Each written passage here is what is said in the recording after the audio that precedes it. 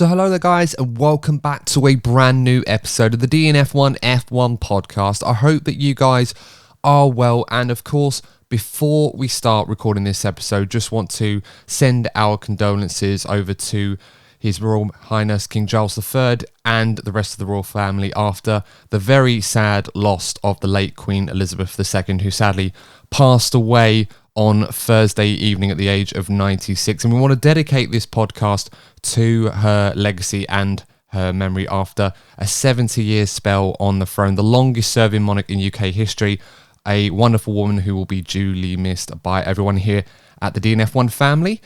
And of course, guys, whilst we send our best wishes to the royal family and everyone that's obviously affected by such a sad loss at this time, the Italian Grand Prix, unlike some other sporting events that decided to pay their respects by not going ahead this weekend, we did have an Italian Grand Prix.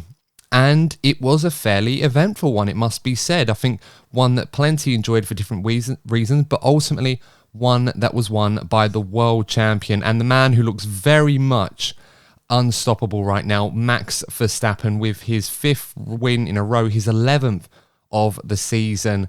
And it's very, very hard to see where that run is going to stop. But of course, it ended under somewhat controversial circumstances with a very late safety car, which of course brought up the topic of Abu Dhabi from last season, and drawing comparisons from that. Had to get it in there, guys. We're going to be talking about that, of course. But joining me on this episode, we have the rest of the DNF1 panel. We have Courtney Pine and Lee Wallington.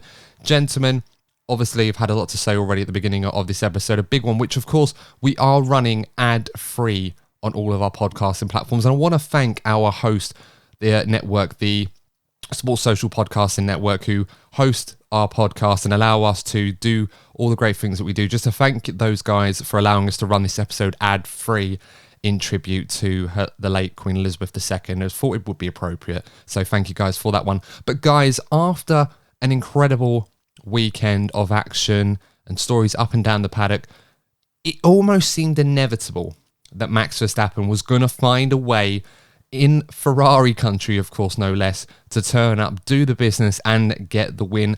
And despite that very late safety car, there was absolutely no doubt that Max was going to win it quite comfortably. How did you see the race go down? Was it a surprise to you that Max Verstappen won the Grand Prix, and considering his starting position, as comfortably as he did? No, it wasn't surprising at all. Obviously Max Verstappen fans will be happy with how things are going, but for me, it's a real shame the way this championship has turned out. At the end of the day, both Red Bull and Max Verstappen have done a fantastic job, particularly given how they were in a tight championship battle last season, to put so much effort into a championship battle and then to, bounce into the season the way they have.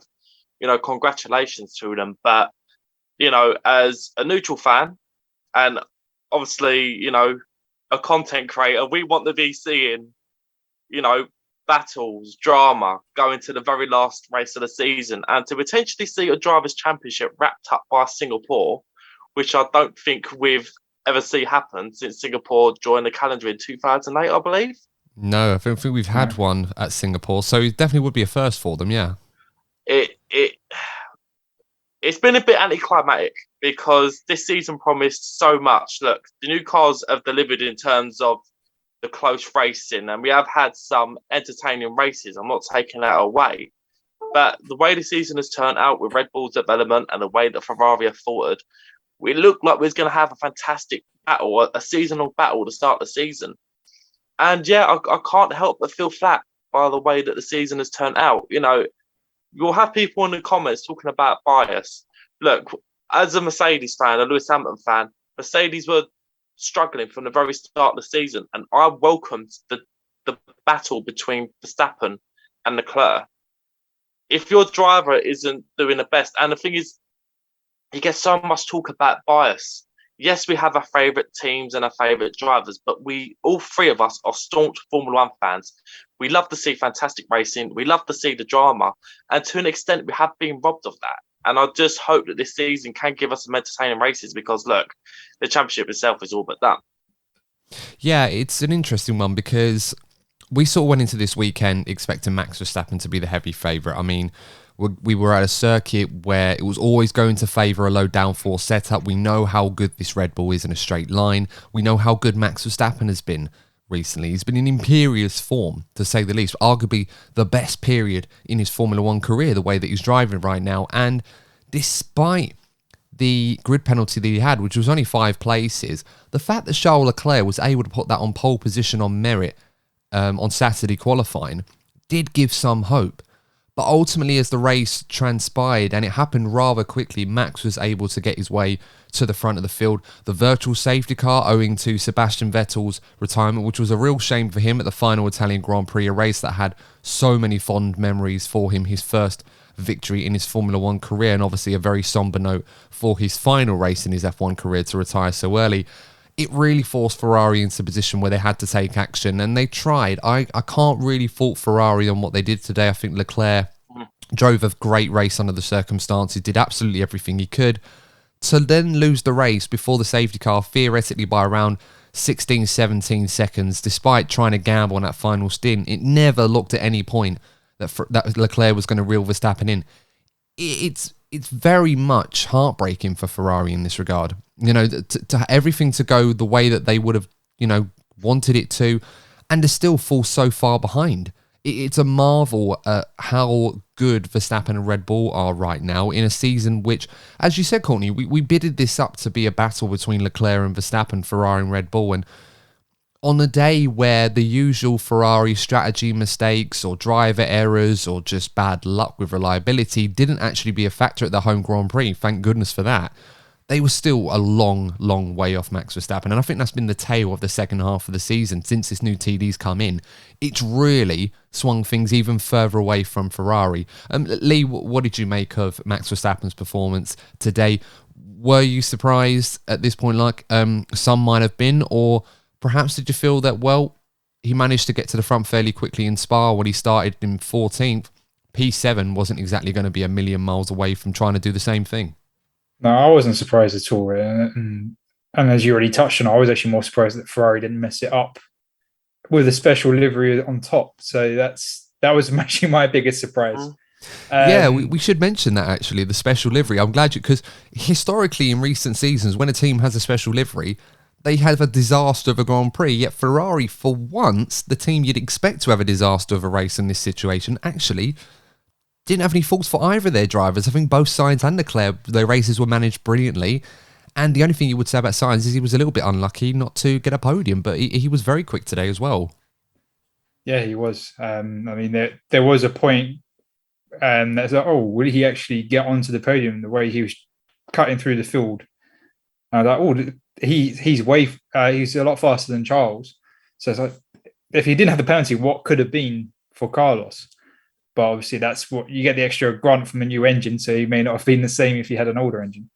But no, I wasn't going back to Max. It was a control drive from him. I just was not surprised that by the lap, I think it was the 5th lap, he was in 2nd. And that's once he got to that place, that's it. He can just reel in Charles, and that's what he did.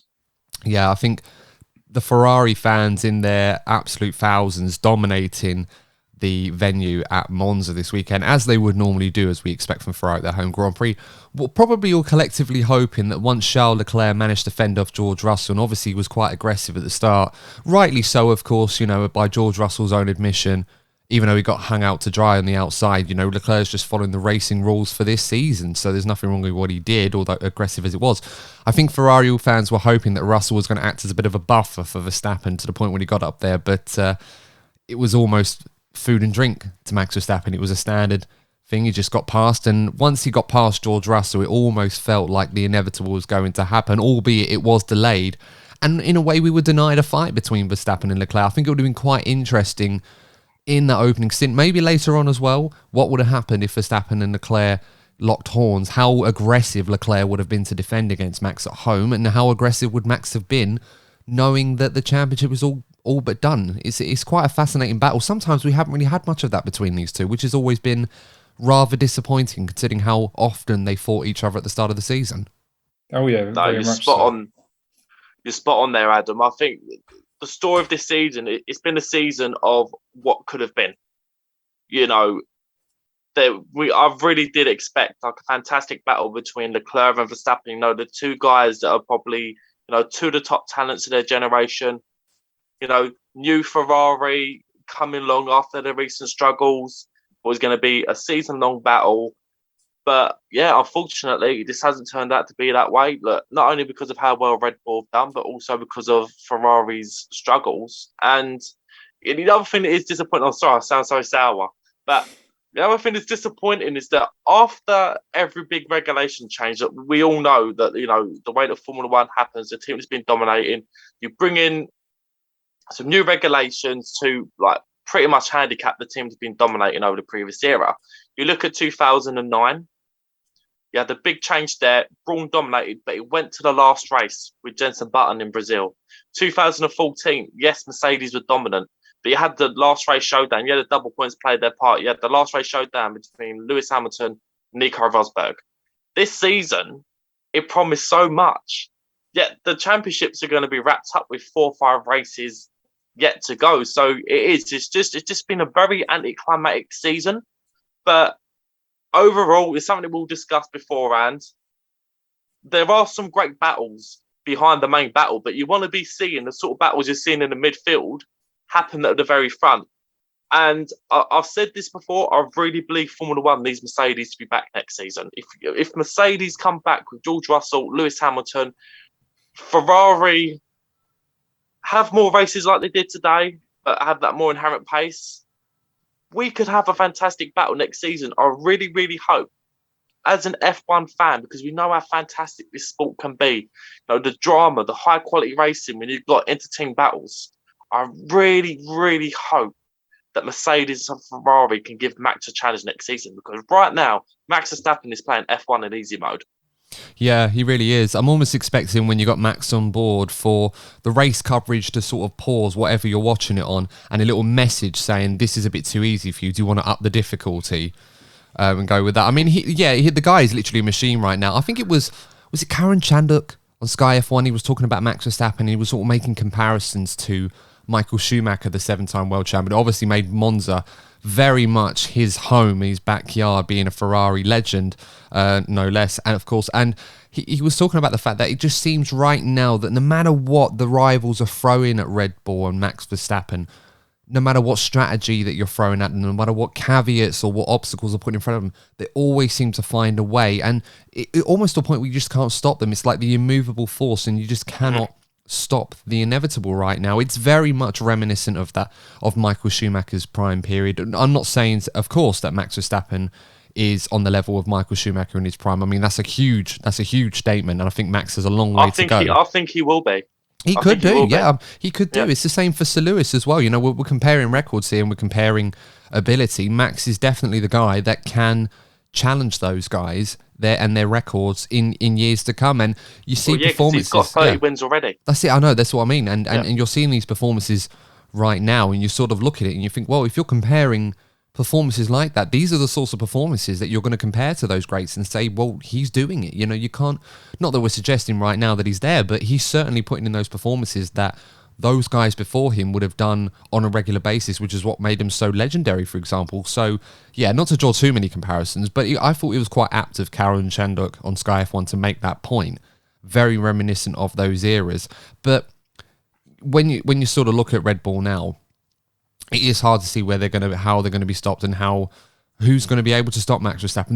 The quality for the drivers are definitely there. It's just right now with that combination and machines that Red Bull seem to have available to them and the quality of Max's driving right now, it's just so hard to see who right now can actually stop them. And it is a little bit of a somber thought, it must be said. If you're looking for F1 at the front to be as exciting, not necessarily what it was last season. I mean, it was an exciting battle, but obviously the toxicity of the social media antics and other people getting involved in this debate and how fiery it ended and the controversy around it was obviously something we could have done without. But, this season it has been a bit disappointing that, the one side has been so brilliant and those that have been up against him have fallen to the wayside quite emphatically. Yeah, I do think Mercedes will come back. I feel that next season is an opportunity. But you want to see Ferrari there as well. I think that we've had the 2 team battles, but it'd be fantastic to see, the 3 teams that have sort of been thereabouts the past decade or so, to have all 3 of those teams, having Verstappen, Leclerc, Hamilton, and Russell all having a go at a championship. That would be such a fantastic thing for the sport. And look, I'm repeating myself here, but I just really hope that both Mercedes and Ferrari get their act together next season.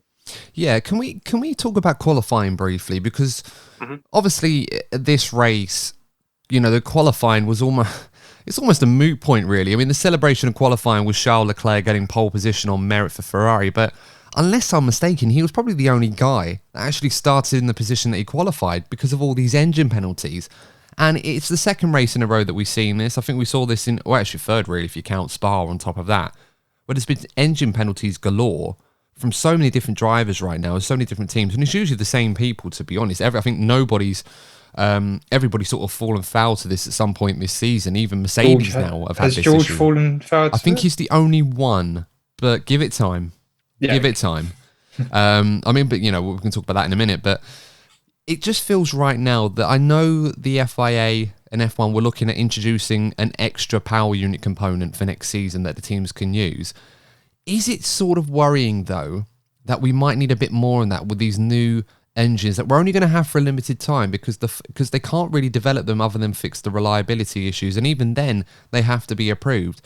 Is there a concern right now that teams are just going to be adopting this so much that qualifying is just going to be made redundant to a degree? Because again, as I said, I think Leclerc is probably the only person that actually started in the position they qualified in today, and it just kind of makes a mockery of qualifying as a show almost. Yeah, I think you could take 2 things from this, though. You're right; it could dilute the importance of qualifying. And I remember in podcasts before, all 3 of us have said like we really love the importance of qualifying. We like the old-fashioned style of qualifying. Don't change something that isn't broken. But you're right. If this becomes a regular theme, it does sort of take away the importance of qualifying. But on the flip side of that, for once, I'm going to agree with something that Christian Horner said.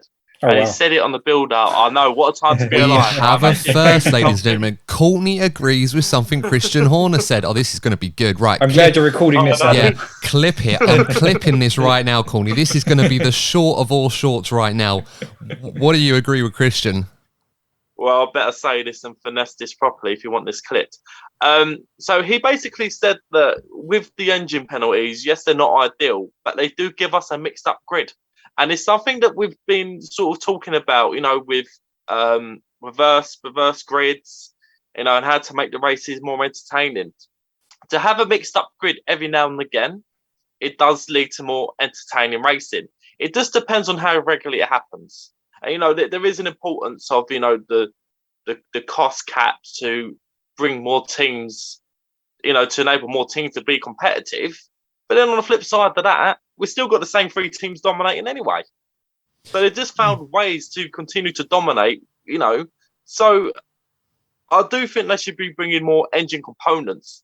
I just think it'd be interesting to have these mixed grids towards the end of the season. So I think they should bring in these penalties, but I think they should have more components. So these things only happen towards the end of the season, rather than happening at the midpoint of the season. Like we've seen people taking these penalties in Spa, which is just after the summer break. If those have these at the end of the season, that's one thing. But for it to happen this early in the season is ridiculous. Well, it's so tactical now, isn't it? Because it's not just a case of a team needs to take a fresh power unit through necessity, or that they have to, otherwise they're not going to be able to run their cars. It's now happening at times. Like, if I'll pick someone out at random. Sir Lewis Hamilton, I think is an obvious person to pick in this example here. And this isn't me saying that Mercedes are doing anything wrong. It's the rules. They're allowed to do it. They're just going to have to suffer the consequences of a back of the grid start. And the logic behind what they did today was they obviously looked at this Grand Prix at Monza and thought, right, we've got a very draggy car. In terms of a straight line speed deficit we have, Ferrari and Red Bull are probably going to beat us today on merit, which they did. Performance of their lead cars, they did. So they probably thought, well, Lewis has got enough pace to recover all the way to the position that he did ultimately today, which was P5, which I think was a very good performance under the circumstances. And they thought, well, we've got fresh power unit components that we can now use for races that we're going to be very strong at, like Singapore and Suzuka, races which they think they're going to win. And the only punishment they've had to face today was where they started at the back of the grid, but they're obviously able to offset that with the performance that they had. Not to mention the fact that the grid was completely randomised anyway to some parts, because a lot of people had the same idea at this particular circuit. Almost a bit of a... It's hard to describe, but it's just one of those scenarios where it does raise that question again. Is the current punishments or consequences of taking extra engine components in this turbo hybrid era, beyond 2021 of course, are they sufficient? Are they still acting as a deterrent? Because I think that's what they're set up for. They're meant to be there as a deterrent for teams actually doing it, unless they absolutely have to. But as we've seen, for some of the top teams, it's almost like, well, we'll take a bit of pain here, but we end up still getting a decent number of points anyway. And you just never really know what happens ahead of them. So what do you guys think? Are the current rules on engine penalties fit for purpose, or do we need to change things up a little bit, i.e. fine teams in a cost cap era, or take away constructors' points, for example, or stuff like that? I don't know. What do you guys think? I personally think that you shouldn't be touching points, especially constructors' points, because that's going to penalise the smaller teams more than the bigger teams. And you could argue that the same with the financial aspect, that, all right, there's the cost cap, but it doesn't mean all the teams operate to the maximum of the cost cap. So if you penalise a smaller team, again, you're potentially taking a bigger chunk out of their budget, and that's a bigger punishment than, say, comparing it to the top three. So I don't, as much as the current system isn't great, I don't think there is really a better alternative at the moment, just because it's the fairest solution for teams up and down the grid. But I do want to raise another question of the strategic aspect, which raises the question if the teams are strategically choosing when to choose an engine, because there are circuits that historically are difficult to overtake on. If they're difficult to overtake on, that's a problem of the circuit, and you should address that problem to make them easy to overtake on. Admittedly, we don't know how Singapore and Suzuka will be with the new cars. They may be some overtaking, but they may not be. And if there's no overtaking, then really the FIA should be telling those circuits to make it, redesign the circuits to encourage overtaking, so there's not as much strategic when to take the penalty. And I think that's the bigger problem, that like in Spa and in Monza, there was so much strategy in when to take the engine penalty. If it's one here or one there, it doesn't look so bad if a driver does it here or there. But when half the grid does it, you do look a bit silly. Well, this is it. And, another example, you've got Carlos Sainz today, who started on the 18th, I think it was today, ended up finishing all the way in P4, very nearly P3, of course, not so much the safety car, but I think it was on the Mercedes team radio when they said to Russell that Sainz was forecasted to finish 4 or 5 seconds behind him. I think Sainz would have been a little bit closer. I think Russell still would have got P3, but he would have been sweating a little bit towards the end. And this is against a guy who, in theory, a couple of weeks ago, he was racing him on the same level at Spa, really. So, and also at Zandvoort too. So, for me, I think I'm not really sure what to recommend. It's annoying because I'm usually one of those people that listen to this show, or people that know me know I almost have an answer for everything. It's an annoying trait, but I understand that. But I'm not sure what they can really do to try and make this better. I think they just need to see how things play out, and hopefully reliability gets a little bit better. I think an extra power unit is fine, but that's coming because we're going to have a few more races next season. So maybe you need to add another one on top of that to try and make it a bit better. What are your thoughts, Courtney?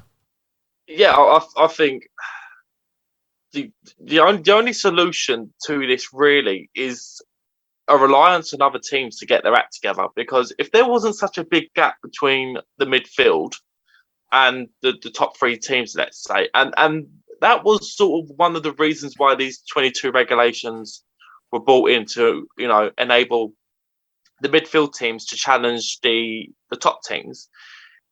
If, hypothetically speaking, the likes of Alpine, McLaren were to have faster cars, then it would be punishing the likes of Ferrari, Red Bull and Mercedes if their drivers were to start at the back of the grid, because they wouldn't find it so easy to carve their way through the field and get, regain the points quite easily. So the current regulations or punishments, let's say, for overusing engine components would have much more of an effect if the field itself was a lot more competitive. And the other thing to bear in mind is that if you have the other teams being more competitive and they're not able to make these changes with the engines as much as possible, then reliability becomes more of an effect towards the end of the season. You might be seeing some, if you have a tight championship battle, you might see a dramatic DNF because obviously the engines are being stretched a lot more. So F1 in general is so reliant on more teams getting into this battle. Now, also have a look at some of the drivers who are in these midfield teams, like Fernando Alonso. Fernando Alonso would love to have another crack at a world championship. Once again, I was watching a performance that Lando Norris put in for McLaren. I'm thinking, this guy deserves to be in a shot of a championship battle in the next season or so because of the performances they're putting in. But it also, we're reliant on these teams to get their act together, like McLaren. McLaren have the facilities and a history to surely put together a championship challenge in the coming seasons. I don't quite understand why there's still such a big gap between Mercedes, Red Bull and Ferrari compared to the rest of the field. Yeah, it is very true. But I mean, I guess we're hoping that the cost cap can and the ATR regulations can kind of close that gap over the next few seasons. I think that's kind of what the FIA were hoping for. I don't think they expected this to be completely random as some might thought it could have been when the new rules came out. I think they were expecting the biggest teams with the most resources available in terms of infrastructure, the best staff, etc., to have the best cars. I think we knew that was going to happen. But that gulf has already made itself quite evident. I mean, the field spread is smaller than it was before. But as you said, that those gulfs are apparent. And they're pretty much edified by the fact that you can start at the back of the grid if you're a Sir Lewis Hamilton or a Carlos Sainz or Sergio Perez. And the top 6 runners today were Red Bull, Ferrari, Mercedes. In not necessarily in that order, but without the safety car, I probably would have been pretty comfortable. Speaking of which, we should talk about Sergio Perez. Started P13 today, had a bit of a strange race. I mean, it wasn't bad, but he got overtaken by Sainz. On strategy, he was also beaten by Hamilton today. And, there have been some concerns about his pace that we've mentioned in the past. Red Bull seemed to be quite happy. One of the reasons why it seems Perez might be off the pace of Verstappen is there have been some issues with this new floor with the Red Bull, that they weren't able to produce the same thing for Verstappen and Perez, and the one that they've run with Perez means that they can't really afford under the cost cap to give Perez what Verstappen has, unfortunately, which might explain his pace issues. But on a day, again, where that Red Bull is meant to be very slippery in a straight line, where you think Perez would be strong, and also a bit of a tyre whisperer as well, because his opening stint, he went a long way in this race. Was it the opening stint? I think it was. He went really long into this race. No, it was about 7 laps. Yeah, no, because he pitted. Yeah, sorry, I'm trying to get this right. He pitted early, and then he went long into the middle part of the race. Yeah. And then obviously, he changed his tyres again and ended up P6 behind Sainz and Hamilton. I think on this day, on this circuit, I would say probably disappointed to finish behind those two in particular. So what did you make of Perez today? Was it just the wrong strategy for him today? Should he have gone as long as he did in that middle part of the race? Or can we put this one down to just saying, look, he's probably had a bit of an inferior car for some time compared to what his teammates got, and it's just not able to get that pace out of it that he needs to beat the likes of the Ferraris and the Mercedes in the same way they did at Spa, for example? I just hope for Sergio Perez's sake that obviously, he's a bit older than some of the other guys I'm about to mention. But like for his own mentality's sake, I'm hoping he doesn't fall down the same hole that we saw the likes of Gasly, Albon, and to an extent Daniel Ricciardo fall down and sort of having that sheer inferiority to the other side of the garage. We saw Gasly in particular seeming mentally broken by it. And again, we're talking about our hopes for 2023. Let's hope that Sergio Perez gets a lift or maybe a car that suits him a little bit more, because we saw at the beginning of the season, the car did suit him. He was performing relatively well. So let's hope for Sergio Perez that he doesn't go down that mental hole, because it wasn't nice to see Gasly in the position he was in at one point. So fingers crossed that 2023 delivers for Sergio Perez, as well as a couple of the other teams that I've mentioned.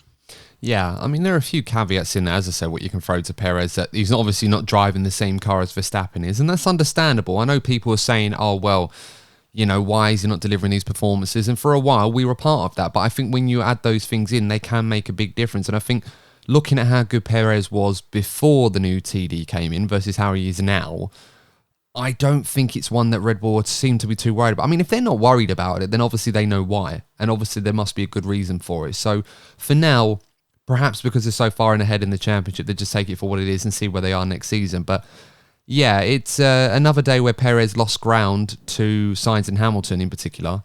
So yeah, we'll see. I do want to add for Sergio, he did have something stuck in his front brake cooling duct, which is why it was on fire, and he had to, after he changed his tyres, he had to back off quite a lot for the brakes to cool. So that is not anything that could be down to him as a underperformance. Obviously, that added quite a bit to his overall race time. So that in his defence, there was that as well. Yeah, no, that's true. I think that's a really good point. And this is a circuit where, the brakes are going to be used quite a lot in certain areas, but most of the lap, obviously, you want that cooling. But obviously, if you can't have that, that's going to affect your performance. And it was quite fiery on those front brakes when he came into pit early in the race. So yeah, a lot to take away from Red Bull. A very, very good day for them. Getting very close now to winning both championships. Can't really see how they can throw this away. I think they're in a very, very strong... Well, they are in a strong position, obviously. So, yeah, great day for Red Bull. Ferrari, now, obviously, they don't want to come second on their home turf. They obviously had their sights on winning the race. Charles Leclerc himself felt that they had the pace to win today. But in all fairness, they pretty much gambled on a strategy, which I think probably was the right call to make.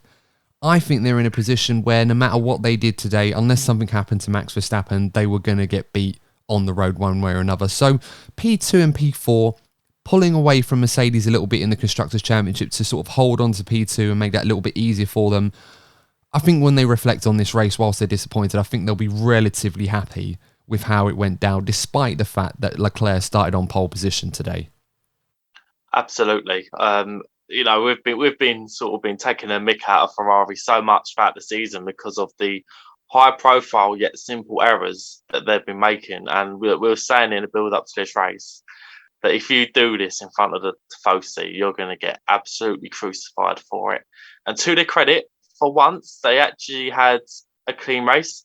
Maybe it's helping that the pressure is falling off them in terms of a championship battle. This could be an opportunity for Ferrari to rebuild and hopefully finish second in the Constructors' Championship, because let's not forget there is that threat from Mercedes. If Mercedes have strong weekends in Singapore and Suzuka, which they seem to be confident of, then the challenge could be thrown to Ferrari once again. So they'll be hoping to have a cleaner end to the season. I just think there's going to be a lot of rebuilding going on over the next few months, and the fact that they've had a clean race in Monza, obviously disappointed that they didn't win. Look, it was so apparent on Leclerc's face that he was just disappointed. He just didn't have that extra speed to obviously bring home the win in front of the home fans. But I think the fact that the pressure's going to be taken off Ferrari is an opportunity for them to rebuild their confidence before next season. Yeah, absolutely right. I think, it was a big celebration for Ferrari this weekend. It was the 75th anniversary of their first ever win in F1, which is obviously why they were wearing the yellow race suits and they had the yellow tinge put in their car. I've got to say, it looked absolutely fantastic, especially the Ferrari logo and the Ferrari lettering on the rear wing. I think that's something they need to keep for the rest of the season. I think what might be cool, actually, is for the rest of the season, and perhaps beyond that for Carlos Sainz's car, they just leave all the yellow lettering on there, and then for Leclerc's one, they leave the white lettering on there. I think that'd be a nice way to sort of distinguish the two, and I thought that was quite cool. So, yeah, maybe they could keep that going. I think, in a way, I thought it might be a bit difficult for Crofty, for example, who obviously we joke about, and other fans joke about, has a history of sometimes getting drivers wrong. I thought, well, Carlos Sainz and Charles Leclerc's crash helmets are not too different. So sort of from a distance, without looking at the numbers, it might be a bit of a issue for him. But obviously they were having two very different races right now. So fortunately, he'd been saved his blushes on that one. But yeah, with Charles Leclerc, obviously, he was a bit disappointed. He thought he had the pace to win. The safety car obviously coming out at the very end of the race owing to Daniel Ricciardo's retirement, which was obviously very disappointing for Ricciardo because I think he drove a very good race before that happened, which brought out the safety car about 5 laps to the end. And this is where it got a little bit interesting, because the safety car came out, it carried on. We ended up finishing the race behind the safety car, which, for those of you that will cast your mind back to Abu Dhabi last season, we were in a very similar position, which the race was not finished under safety car and the World Championship was turned on its head. And then we fast forward to today, similar scenario. In Toto Wolff's words, the rules were followed properly today. What did you guys make of that? Did you agree with the race finishing under safety car under the circumstances, or would you have liked or preferred perhaps to see a red flag shown so that we could have a bit of a restart or something like that, as a lot of the Tifosi fans were kind of hoping that they would get? Yeah, I think that the scenario, that exact scenario that occurred today, was an opportunity for, the stewards to, show that they've learned from what happened last season, and they've accepted that it was a mistake. So I think for Lewis Hamilton fans in particular, that was like a little bit of closure for them, that, that the stewards seemed to accept that the result of the result in Abu Dhabi was in fact wrong. Obviously, not going to take that away from Max and Red Bull. Max did perform well over last season, but Lewis was robbed. But so for them to do that in a strange way, it was sort of an acceptance that the result was wrong last season. But yeah, you wanted to have, obviously, the race was well and truly won. And obviously, with the championship, with both championships being over, well, almost over, you just wanted to sort of have something to enjoy. But that wouldn't have been fair on Red Bull. So it's that consistency that you want. If this is how they're going to follow it from now on, then absolutely fine. But if they continue to be inconsistent, that's what causes the problems within the fan base. So yeah, it would have been nice to have had a grandstand finish. But if that's going to be the rules, they need to continue with that. So if it happens again in coming races, they need to do exactly what they did today. Well, this is it. And, it's one of those where obviously if you are a Sir Lewis Hamilton fan watching this today, I can understand that you might be a little bit angry at the fact that, well, they've done this today rather than do what they did in Abu Dhabi. And look, we've already established on this show, and even before we came on, that what they did in Abu Dhabi was nothing more than a screw job, quite frankly. And today, and look, I apologise to Max Verstappen fans that won't enjoy hearing this, but the scenario came today where I think Sir Lewis Hamilton fans might have wanted the safety car to come in a lap early and have a 1-lap shootout, or a red flag to come out. And in both scenarios where the wrong decision was made before and the right decision was made today, Max Verstappen and Red Bull are the ones that have benefited on both occasions. So it's understandable why some fans are going to feel a bit angry and upset about the fact that we've had those scenarios be very similar, but that we've had two different outcomes, one of course being wrong, and today was the right one. Lee, what were your thoughts? Do you think F1 was at risk today of setting a precedent if they decided to go with a red flag? Because I think we need to be careful here that whilst it would have been entertaining, you then have the potential of setting a precedent that every time you end up in this scenario, regardless of whether it's safe or not to do it, you just put a red flag out and completely turn the race on its head just for a 5-lap shootout for the sake of preserving the show or entertaining the fans. Yeah, I was quite happy that the rules were followed today, I must add. But I think any form of meddling from the stewards or the Formula One or FIA regarding red flag for making a juicy last couple of laps, if it's not in the interest of safety, I don't believe it should be artificially affected. As Courtney already said, Red Bull done really well. Max drove really well today. And then obviously with a red flag, that means a standing start unless obviously the stewards say it's unsafe to do so, which is obviously especially for Max, that's a risk so that he could lose his whole race win because of the entertainment when he's done all the hard work and with 1 or 2 laps left to go. So I do think they made the right choice. So I'm quite happy with that. One thing I do want to add, conspiracy theory number 1, a Red Bull driver breaks down on the side of the road towards a safety car.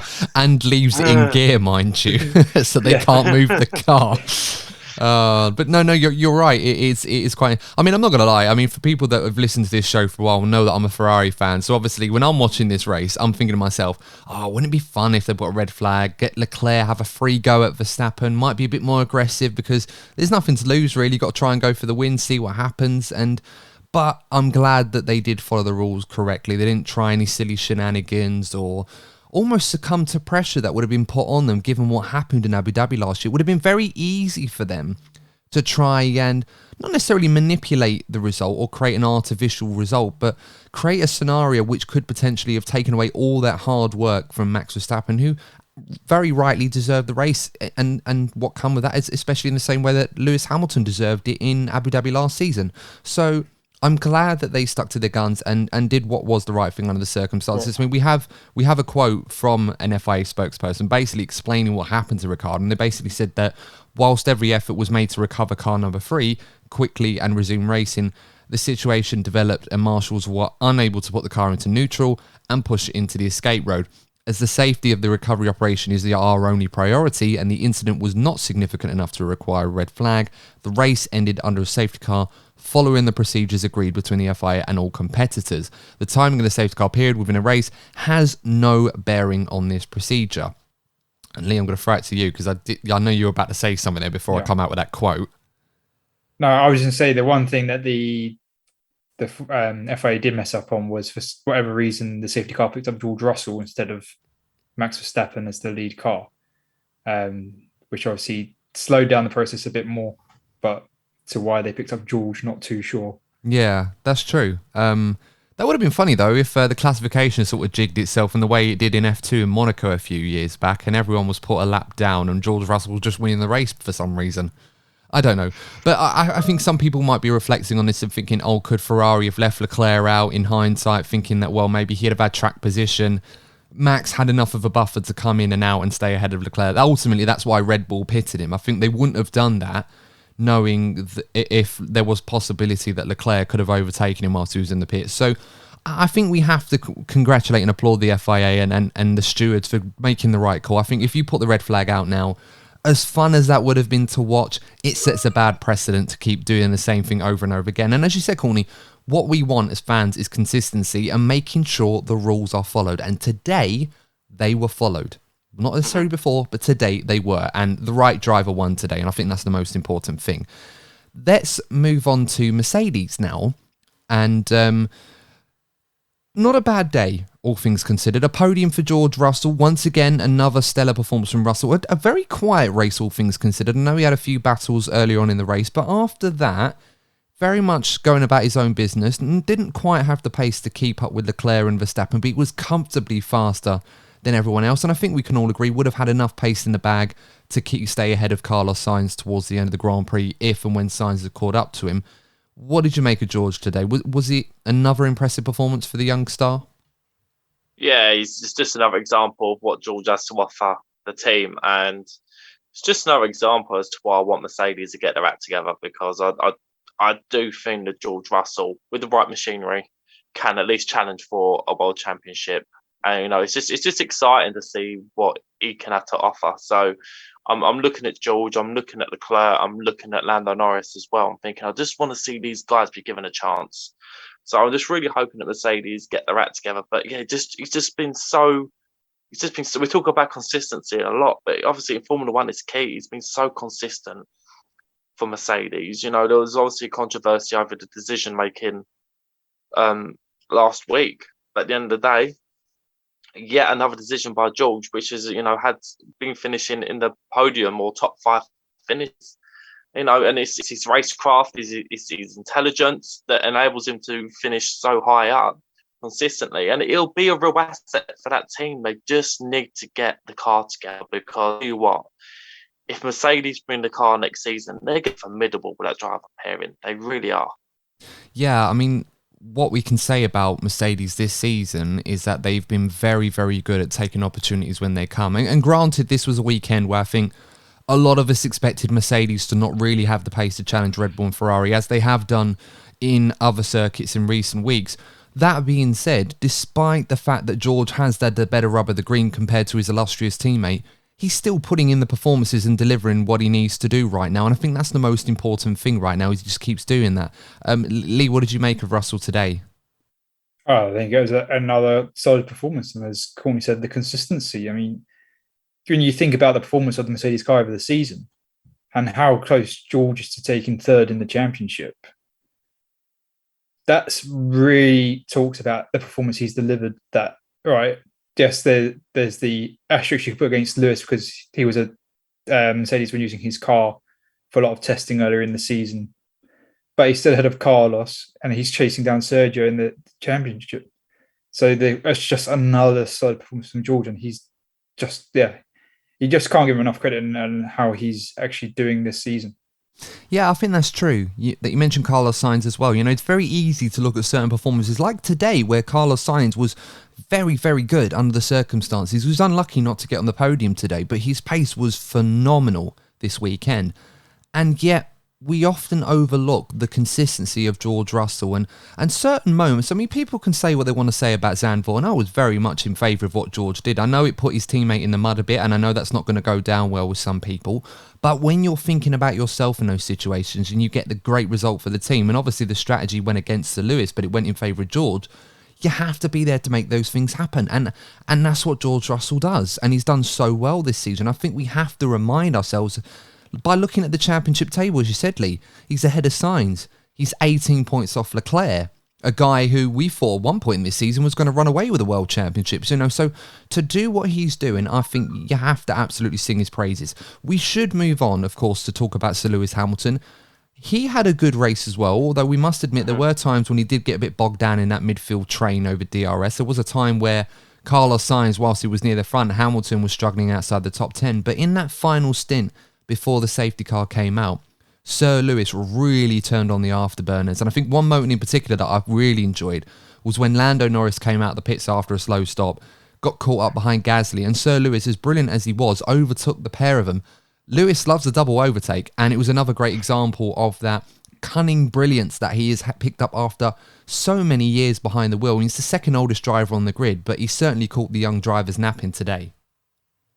Do you know what? I think in recent years, I think the best aspect of Lewis's driving is when the cars are positioned, you know, in between pit stops, where he's just able to just run on his own and just get the best out of the tyres.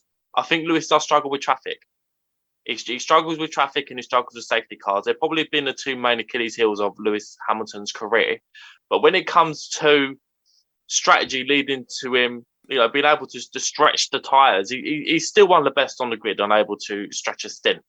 But yeah, when he's got a clear track in it and he's able to do that, he really is able to extract the best of not only out of the car, but out of himself. And I just think once he's able to clear some of that's obviously the slower cars, and then some of the cars ahead were in the pits, he's able to stretch out that first stint. And that was actually the part of the race where he was able to really propel himself up the grid. And obviously that double overtake you mentioned there, that was the icing on the cake for him. But the most important stage of Lewis's race was when those cars in front were in the pits, because you just have that confidence that he's going to be able to do it. So, and the Mercedes team know that as well.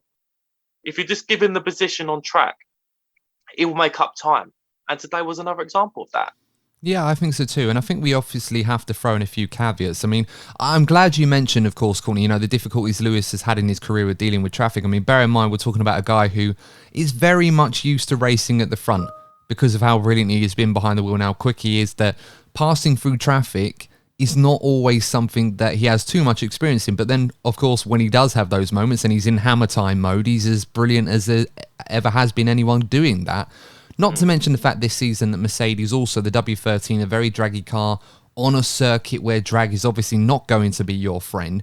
It was always going to be a challenge. But to come P5 thinking that the only people that finished ahead of you was your teammate, the two Ferraris, Verstappen, and still beat Perez, mind you, as well. I think he'd have been very happy with that result today under the circumstances. Lee, of course, we heard Lewis in an interview before the race. He was talking about Daniel Ricciardo, and he had some comments to say about his future. Will he be at Mercedes as a reserve driver, and will that be with a view to him eventually taking over from Sir Lewis Hamilton in a few years' time? Lewis looked over at Daniel and said, well, first of all, Daniel should be racing. He shouldn't be a reserve driver. And secondly, he doesn't plan on going anywhere anytime soon, almost apologising to Daniel, saying, sorry, I'm going to have this seat for some time to come. Do you think that's the sort of indication right now that I think some fans that might have been worried about how long Lewis was going to hang around for, that they might get some assurance that Lewis is going to stick around for a few more years to come? Well, it's definitely going to be reassuring to his fans about how long he's going to be around. What's Lewis's age at the moment? He's 37, I think. So he's not old. I mean, but no, he's the second oldest old, driver on the grid. So, make of that what you will. He can look at Fernando, and he's raced Fernando through all his career, apart from obviously Fernando's gap years, if you want to put it that way. And Fernando is doing brilliantly. So he can look at Fernando and go, I'm better than Fernando. I can do this, in his opinion. I'm not saying he's better than Fernando, but he's going to think I'm better than Fernando.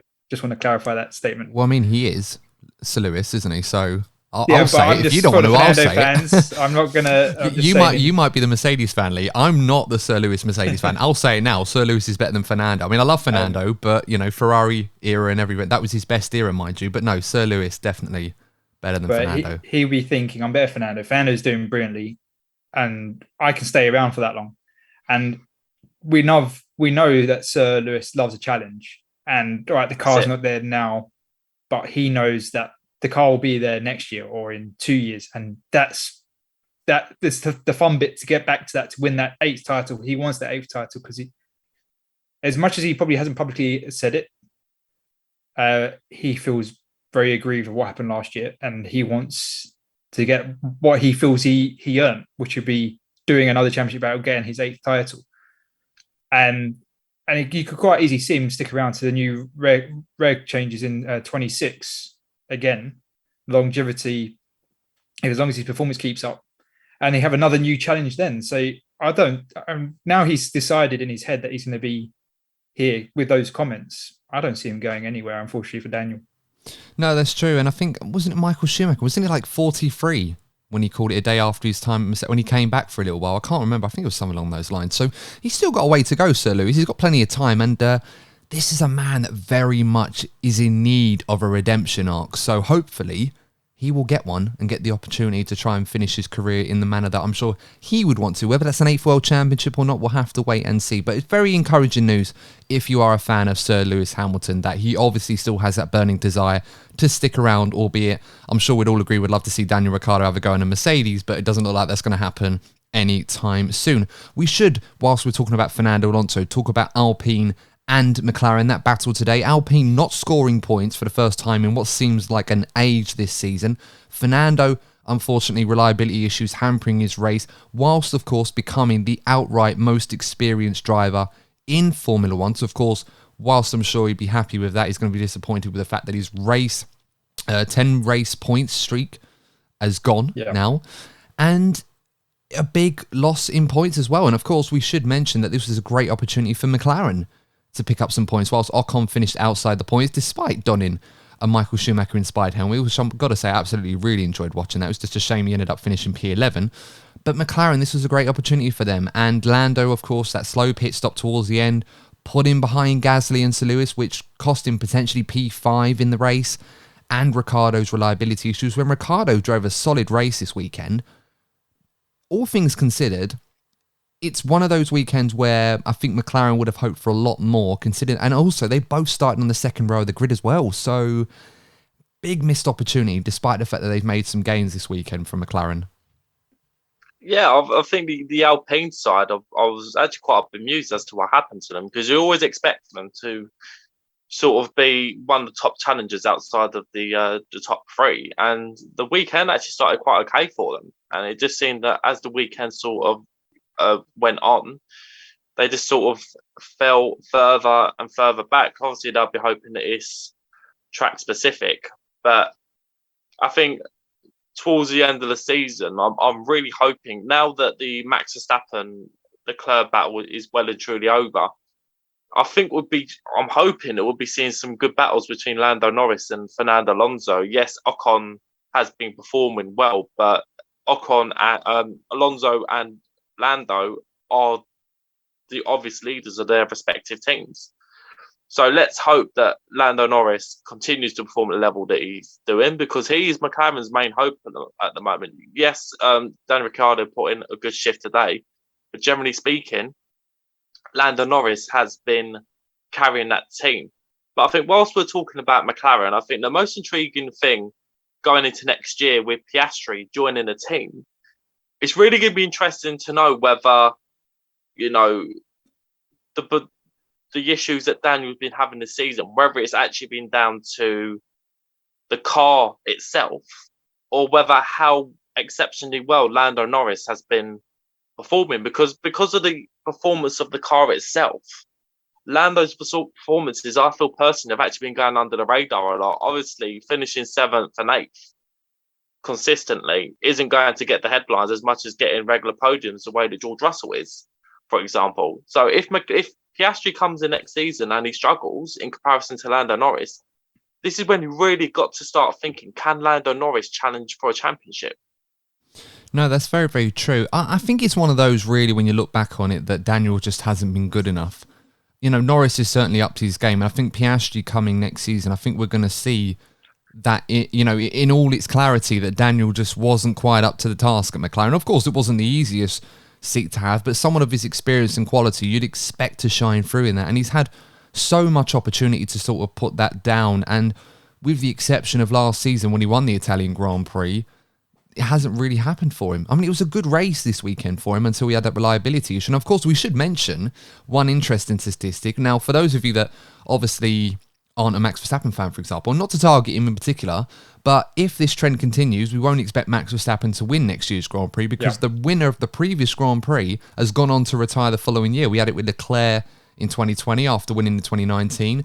We had Gasly retiring last season when he won the year before that. And we had Ricciardo today after winning last season's Grand Prix. So by the law of averages, Max Verstappen is not going to win the Italian Grand Prix next season. And it's probably going to come back to bite me now that I've said it. I'm sorry, guys, but just an interesting one for you statisticians out there that might have paid attention to that one. But I suppose, Lee, looking at this battle with Alpine and McLaren, 18 points now separates them. Alpine, a big surprise today. I think we often associate Alpine as being very rapid in a straight line. We thought this was going to be a strong weekend for them. Ultimately, they were well beat by McLaren, but they were very much let off today because it could have been so much more for McLaren than it ultimately was, and perhaps their best chance of closing the gap before we start getting into the business end of the season. Yeah, I think overall McLaren would have been pleased with the performance of both drivers in the car. Obviously, they were hoping for more, but unfortunately, as we were touching on earlier, the top 3 teams are more often not going to finish in the top 6 positions. That's just the performance level they have now. So you're fighting over the bottom end of the top 10. So Daniel and Lando were in very good positions, and unfortunately, the reliability affected Daniel. When McLaren would be gutted that they haven't, as you said, done the damage to Alpine, but they would have been very pleased with the performance. It's just, I hope they can understand why they performed well this weekend compared to previous weekends, because if they don't understand why they've done so well, it's going to just be an advantage of Alpine for the rest of the season. Obviously, I'll go into Alpine.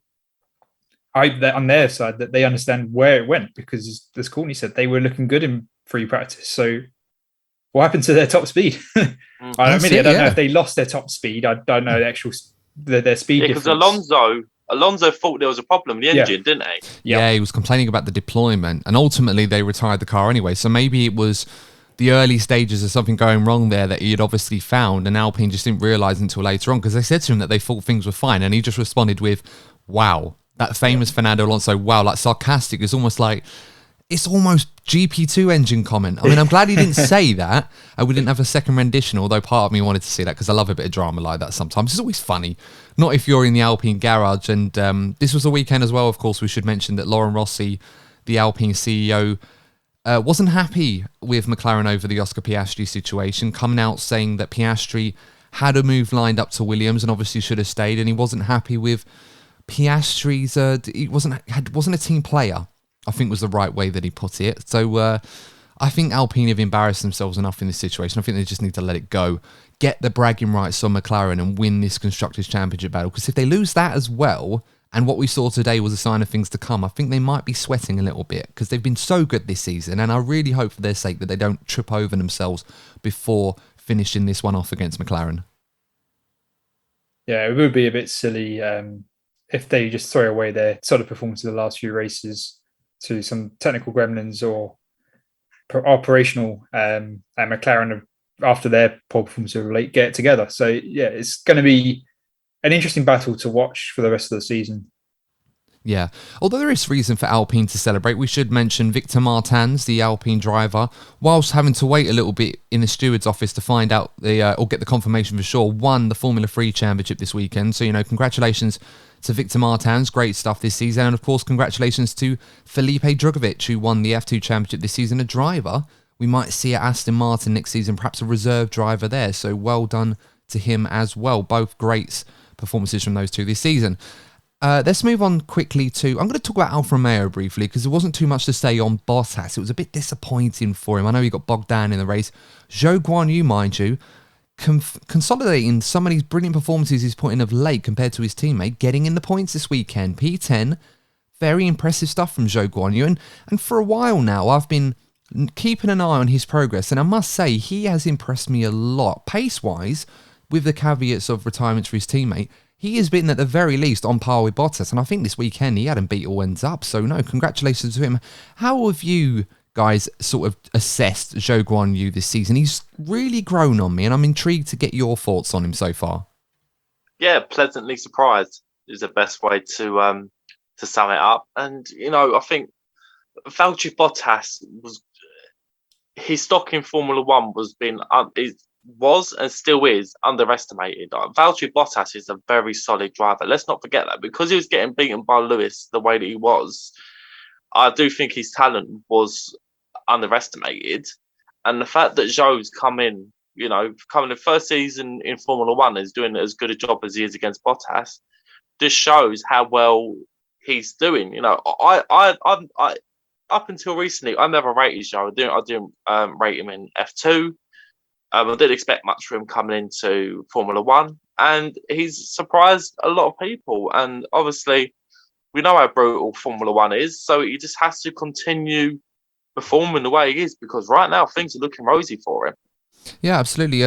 Lee, what are your thoughts on this as well? Because Alfa Romeo right now 18 points ahead of Haas in the Constructors, and whilst we're expecting AlphaTauri maybe to challenge them more than Haas at the moment, every point counts, and I think we have to acknowledge and celebrate the improvement that Zhou Guanyu has made this season and getting in those points.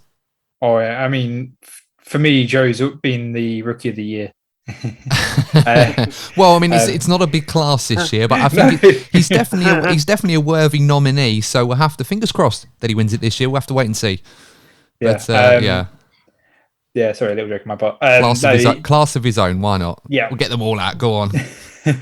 But yeah, he's done really well, and as Courtney said, he's performed better than I expected him to. I think he's done enough to deserve a seat next year.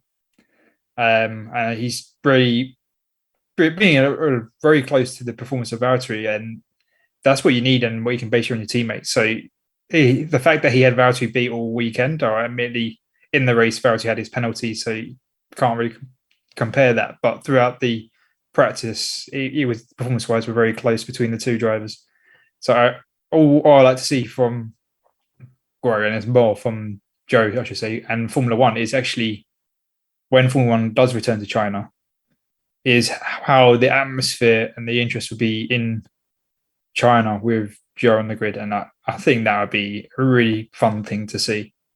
Yeah, it's something F1 have been trying to push for a while. And it's good to see, of course, that whilst it's not sort of a, I don't want to say token gesture because it's not fair for me to say that. And of course, F1 is, they're not, they have been using that popularity for Zhou Guanyu in China to break into that Chinese market with more races in China. It's just great to see that he's putting in those performances that are definitely solidifying his place, not only on the grid, but also in the Alfa Romeo team as well. And I've been very impressed with him this season. So long may that continue. It's great stuff to see from Zhou Guanyu. Glad to see he's enjoying himself. I think that's the most important thing. I think Will Buxton the other day was doing an interview with him in Chinese, something that I don't think many media outlets or many media personnel would have done for him based in the UK. So, well done to Will on that. And I'm sure looking at Zhou's reaction, I think he very much enjoyed that. So it's great stuff to see in that regard. Really nice stuff. Pierre Gasly for AlphaTauri, great day for him.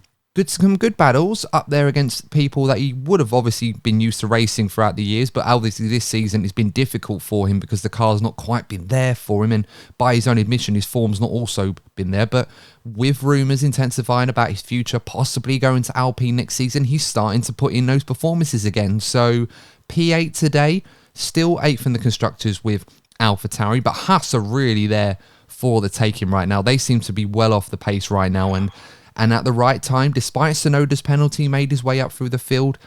Pierre Gasly doing a good job and getting some solid points. Pierre is there. Yeah. There you go. That sums it up, yeah. You've made a really good point there, Adam. Because at one point, it looked like Gasly was almost falling asleep. He didn't have anything to race for. And now we're seeing the rumours build up about the move to Alpine. All of a sudden, Pierre Gasly's been starting to show his face again. So I find it very interesting. I'm really intrigued to see how this Alpine thing turns out, because I don't know how true it is. I'm not going to pretend that I know the full ins and outs of this story, but it's been well documented that him and Ocon don't see face to face, or maybe it was worse in the past and they get on better now.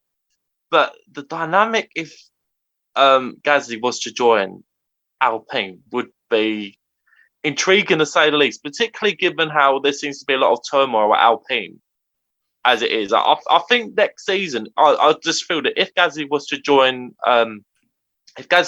Alpine, I think they should have like their own series have the Drive to Survive series, but actually have like a mini series that's just focused on Alpine alone. Well, all or nothing. The fireworks could be immense. You know, even with what's happened with Alonso, the Piastri thing, and then having potentially Gasly and Ocon in the same team. It's like they could well be the soap opera team. Yeah, it's a bit like All or Nothing, really, for those of you that watched the football version. I think they had Arsenal on this season.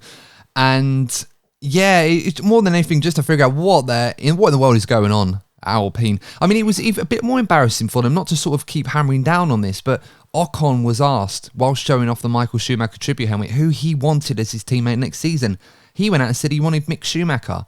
And I don't think Alpine were really appreciative of that. They weren't happy with him because whilst obviously I'm a big Mick Schumacher fan, I want to see him do well, I don't really think he's on their serious list of contenders for that seat right now. So I don't think they would have appreciated it. And Gasly for them is obviously the marquee signing. Will that create friction in the team next season? I'm sure it will. We'll find out how much they really detest each other and actually can they keep it civil on the racetrack. I mean, we know from the past, Ocon is not the best driver at dealing with inter-team battles. You just ask Sergio Perez or even Fernando Alonso to a degree this season and stuff like that.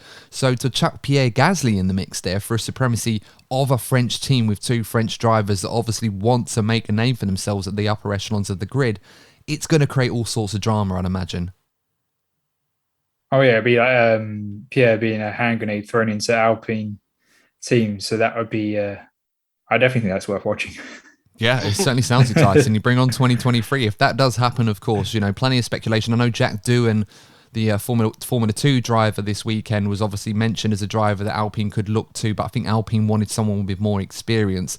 And given what they've been up to recently, I think I wouldn't exactly be confident that a young driver looking for a seat next season F1 should trust Alpine to put him in there right now. I mean, just ask Oscar Piastri how that sort of went down. So make of that what you will.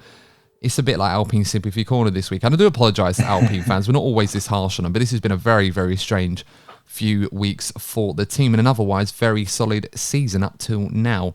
Let's talk about now my driver of the day, Nyck de Vries at Williams. What a performance from the young man. Of course, stepping in at the last minute to replace Alex Albon, who suffered from appendicitis, and it was glad to hear that Alex is okay and recovering well. Hopefully we will see him soon. Not sure he's going to be fit for the next race, although we have a few weeks breaks, he might be able to have enough respite to come back for Singapore. But Nyck de Vries stepped in, brilliant performance in qualifying, no less. It was a great job from him. Just actually flicking through my phone to find the pictures of actually where he qualified. He was 8th, probably 13th on the road on merit, but he started in the top 10. But despite the fact that we were expecting him to fall back, obviously that Williams is quite quick in a straight line, as we saw Alex Albon demonstrate at Spa, for example. And Nyck did a stellar job today, finishing P9 no less. And he was really in the battles today. He didn't have his own race. He had a lot to do.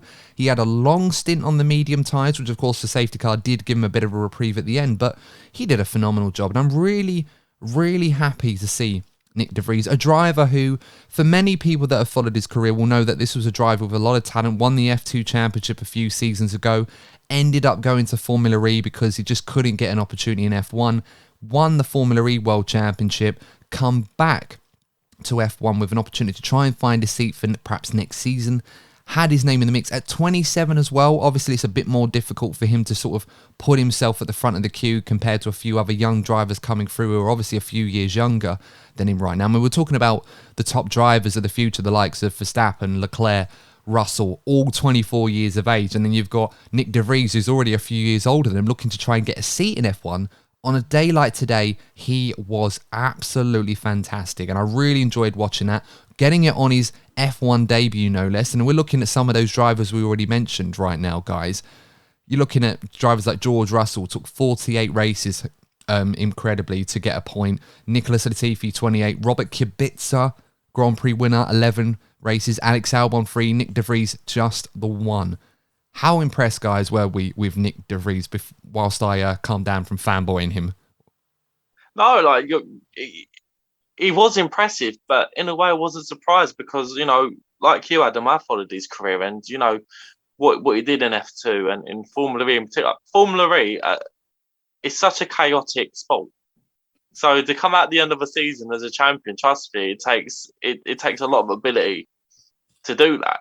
So it does surprise me that he sort of adjusts the way he did. I just think the thing that really highlights is that I do think Latifi's on his way out.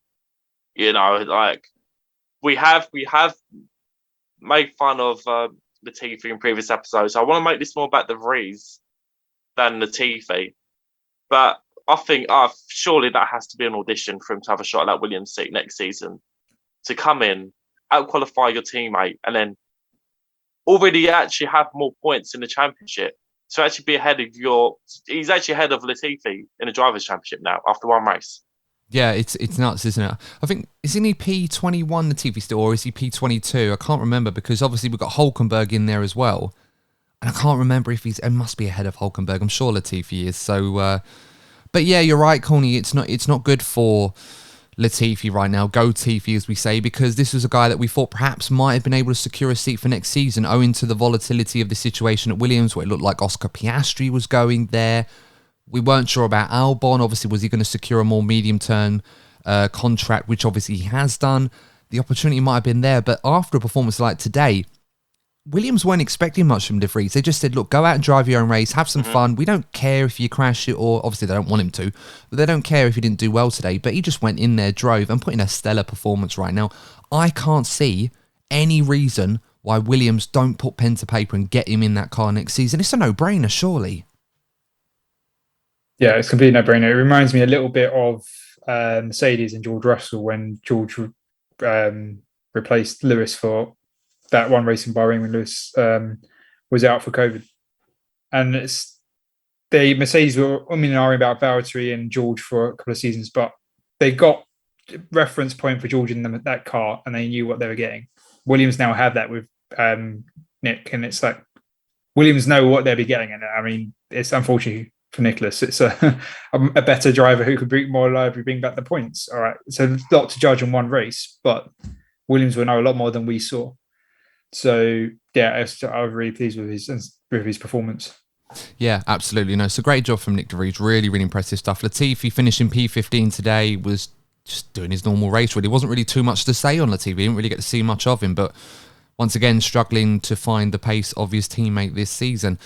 We should briefly talk about Haas as well. I mean, quick note on Aston Martin. Very unfortunate for them. Both drivers going out to reliability concerns. The only Aston Martin really worth talking about was the safety car this weekend. But it was a very somber note. Obviously, Sebastian Vettel in particular, difficult for him to go to the scene of such happy memories. And obviously, Ferrari fans everywhere would have obviously wanted to see him get a great result today at a venue which has obviously shown him so much love in the past. And it was just very unfortunate that it all went up in smoke for him. And Lance Stroll, of course, his race was ruined by reliability issues as well. So an opportunity for Aston Martin kind of gone begging almost, because they were in that fight for P7 as well. Yeah, but they seem to be sort of struggling for drag compared to some of the other teams. I do still believe, regardless of the result that they had, I do believe that Aston Martin are going to have a strong end to the season. You know, we've said it in previous episodes. I just want to see one more great performance from Sebastian Vettel. Maybe Singapore. You know, you've got to remember that Sebastian Vettel has a lot of great memories of Singapore. It's definitely one of Seb's strongest circuits. So maybe Singapore will be a real opportunity for him. Absolutely. His last win in Formula One at that circuit as well. Just a quick note on Haas, actually, before we sign off for this episode, guys.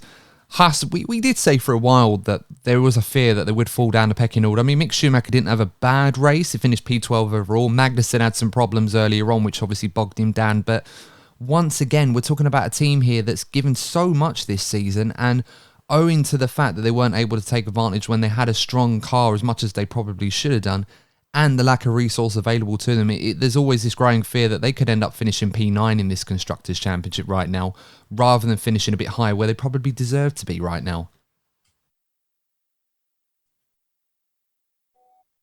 So you want to go first, or shall I? Yeah, I was going to say, let's not have some dead air on this one, guys. We're doing so well. No, I do think that Haas did well. They were driving well, but obviously Kevin getting his did he get a penalty in the end for? Yeah, I think he did. He did. Yeah, he did get the penalty, and Kevin this season has been a bit on the reckless side in getting the penalties, but that's what Kevin has always driven like. But I thought it was a very good performance from Mick. The way he was bringing himself right, it was outside the points, but he was getting himself stuck in and overtaken. It was just a really enjoyable to watch from him, especially as he's on the market, so to speak, and he needs to do those performances to get a drive. He had a good little battle with Latifi. I must admit, that was one time I did see Latifi. He had a nice little battle with him. And the nice little scramble for, what was it at the time? Was it P15 at the time or something, or P14? Nice little battle there. And again, this is a driver, we talk about Mick Schumacher, that really needs to put himself on the market. Whether he ends up staying at Haas, I don't know. Obviously, Ferrari are not going to have any influence on that whatsoever now, because he's parting ways from that academy. If you were, I feel like I've asked this question before, but as soon as we're getting closer to the end of the season, there are still theoretically some seats available. If you were a team boss at a team that had a seat available, is Mick Schumacher a realistic contender for any of those? Because I feel like he's sort of number 2 or number 3, but not the number 1 option anywhere. I don't quite. He's sort of on the cusp, I feel, of deserving a seat in F1. Like, if you asked me at the beginning of this, like at the start of the season, I'd be like, I think he's on his way out. But his performances have improved. But I feel that Haas are in a real awkward position with Mick Schumacher. And I do feel to an extent that his name does make it even more awkward, because you obviously want to be seeing the son of Michael Schumacher be in F1. It does look good for the sport. But I still think for all the teams that are looking for drivers, there are better options. Like Daniel Ricciardo. What's going to happen to Daniel Ricciardo? If you see, so I'm looking on, I'm thinking, if Daniel Ricciardo isn't in the sport, but Mick Schumacher is, it doesn't quite feel right, for example. It's almost circumstantial, isn't it? Because the seats that in theory are available, how many of those would Daniel seriously take? But those are seats that Mick Schumacher would probably take. So it's not always about who you actually want, and also value for money as well. I mean, I asked Tom Gaymore about this in our preview that we had, and he was a brilliant guest, of course, and what he pretty much said rang true. I mean, you have to look at the value for money aspect, and Mick Schumacher is going to be much cheaper than Daniel Ricciardo, and even then, what Daniel Ricciardo are you going to get? Because the last few years, you wouldn't exactly say he's been that impressive. If anything, pound for pound, Mick might have done a bit more with his car than Daniel. I mean, I know it's a bit of a push, but it just shows how far Daniel was sort of fell to the wayside this season. Yeah, I've got a whole feeling Mick's not going to be around, though, or Daniel in that matter. I think, unfortunately, both are probably not going to be in the grid next season. I mean, is a reserve driver role the worst thing in the world? Because we have seen a few drivers end up sitting on the sidelines for a year or so. We saw not Esteban. Well, we saw Esteban Ocon actually. Yeah, Yeah, we Esteban. did. He had that. Alex Albon, and they've come back stronger and done some great stuff. So maybe a year on the sideline somewhere might not be the worst thing. I mean, with Antonio Giovinazzi potentially going to Haas next season, perhaps Mick might decide, you know what? If Ferrari need a development or reserve driver, it might not be the worst thing to hang around there, at least to keep him around. And I'm sure there will be opportunities going forward, but I guess we'll have to wait and see. Guys, I know we've been going on this for a while, so I think we're going to have to wrap this up for now. It was a really, really interesting Grand Prix, plenty of talking points. And guys, let us know your thoughts in the comment section if you are watching this on YouTube. If you are watching on YouTube and you like what we do, make sure to like the video and subscribe to the channel. We're trying to get to 1,000 subscribers by the end of the season. We need your help to help us do that. It's a bit of a tall order, but we know with your support we can certainly make a dent in it. Maybe we'll get there, who knows. If you are following us on your favourite podcasting platform and enjoy what we do, if you want to support the channel and support the pod, all you got to do is leave a nice review for us to let us know what we're doing right. Of course, if you think we're not doing something right, do let us know. Preferably 5 stars would be great and some constructive feedback, but of course you give us what you think we are worthy of.